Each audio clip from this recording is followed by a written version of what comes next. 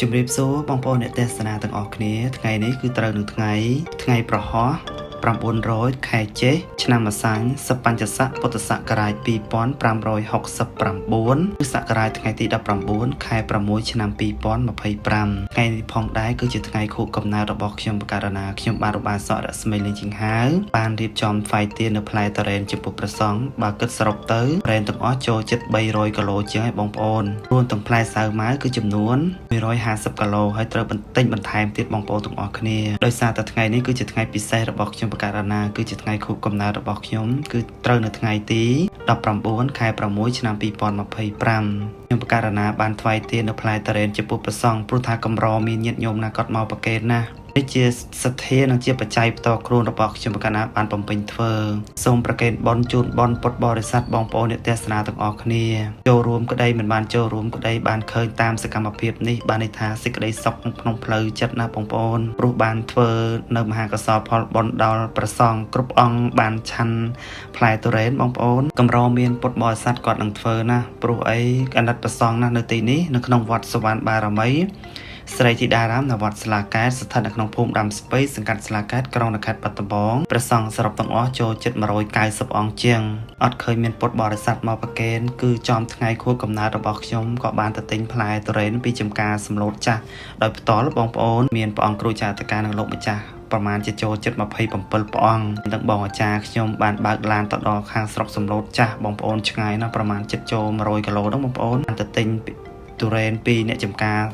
ខ្មែរយើងសុតសាតតែម្ដងហើយបានយកមកបកប្រកេនចំពោះព្រះសង្ឃដោយផ្ទាល់ដៃមិនជាចំណេញទេបងប្អូនប៉ុន្តែព្យាយាមធ្វើឡើងរីកដៃអស់បងប្អូនតែតាសេចក្តីជ្រះថ្លាចង់បំពេញកុសលផលបុណ្យនេះឲ្យបានចិត្តផ្ចង់ចំពោះសង្ឃជាម្ដងទៀតណាបងប្អូនការធ្វើរបស់ខ្ញុំកាលណានេះគឺជាបុណ្យកុសលពិតដែលខ្ញុំណាចំណាយថវិកាខ្លួនឯងដោយផ្ទាល់ក្នុងនោះក៏មានបងឧបាសិកាថាចិនលៀងគាត់ចូលរួមបាន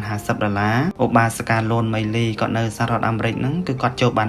$200គាត់ឃើញតាមរយៈការlive របស់ខ្ញុំកណ្ណាពេលដែលមកដល់ផ្លែតរ៉េនភ្លាមគឺ live ភ្លាមគាត់មានសទ្ធាភ្លាមអញ្ចឹងបងប្អូនចង់ចូលរួមក្តីមិនបានសំទោសបងប្អូនបានចូលរួមក្តីមិនបានចូលរួមក្តីកាត់បុណ្យកាត់កុសលជាមួយនឹងខ្ញុំបកករណាណាដោយថាបងប្អូនគ្រប់គ្នាបានថ្វាយទាននៅផ្លែតរ៉េននៅផ្លែសាវម៉ាវចំពោះព្រះសង្ឃសាវកប្រមាណជិត190អង្គជាងនៅក្នុងវត្តសវណ្ណបារមីស្រីធីតារាមនៅវត្តស្លាកែតស្ថិតនៅក្នុងភូមិដាំស្ពៃសង្កាត់ស្លាកែតក្រុងខេត្តបាត់ដំបងនេះប្របុណ្យកុសលដែលខ្ញុំបកករណាបានខិតខំប្រឹងប្រែងបំពេញធ្វើរាល់ថ្ងៃនេះមិនមែនតែការផ្គត់ផ្គង់តែចំពោះចង្ហាន់មួយមុខទេសូម្បីតែទឹកសូម្បីតែភ្លើងកសាងកត់ក្តីអរគុណសូមលើកបុណ្យកុសលគ្រប់យ៉ាងប្រកេនបុណ្យស្មើគ្នាសូមអនុមោទនាជំរាបសួរបងប្អូនអ្នកទេសនាទាំងអស់គ្នានេះជាសំណង់មហាកុដដែលមានកម្ពស់3ជាន់បណ្ដោយ30ម៉ែត្រទទឹង18ម៉ែត្រនៅក្នុងវត្តសវណ្ណបារមីស្រីធីតារាមកែតដែលស្ថិតនៅក្នុងភូមិដាំស្ពៃសង្កាត់ស្លាកែតក្រុងខេត្តបាត់ដំបងកុដនេះគឺសម្រាប់ព្រះសង្ឃគ្រប់អង្គដែលជាសាមណសិស្សមកគង់បួសស្នាក់នៅសិក្សារៀនសូត្រប្រមាណជិត200អង្គកំពុងជួបការលំបាកខ្វះខាតចឹងបានជាថ្នាក់ដឹកនាំទីនេះមានព្រះសង្ឃអាចារ្យកម្មការរួមទាំងអាជ្ញាធរពាក់ព័ន្ធយកបានកសាងកុដនេះឡើងទាំងអស់នេះគឺកើតឡើងដោយសទ្ធាជ្រះថ្លារបស់ពុទ្ធបរិស័ទទាំងក្នុងនិងក្រៅប្រទេសទាំងអស់គ្នាឥឡូវនេះសូមបញ្ជាក់បងប្អូនណាយើងបានចាក់ឡើងប្លង់សេជាន់ទី1ទី2ឥឡូវដល់ទី3ទៀតហើយបងប្អូនកំពុងចាក់ស្លាប់ប្លង់សេជាន់ទី3នេះយើងបញ្ចេញស្លាបដបមុខក្រោយរឿងធំបន្តិចហើយមានការខ្វះខាតថវិកាជាច្រើនដើម្បីបន្តការសាងសង់សូមសទ្ធាពុទ្ធបរិស័ទទាំងក្នុងនិងក្រៅប្រទេសទាំងអស់សូមមេត្តាជួយជ្រះថ្លាចូលរួមទាំងអស់គ្នាណាបងប្អូន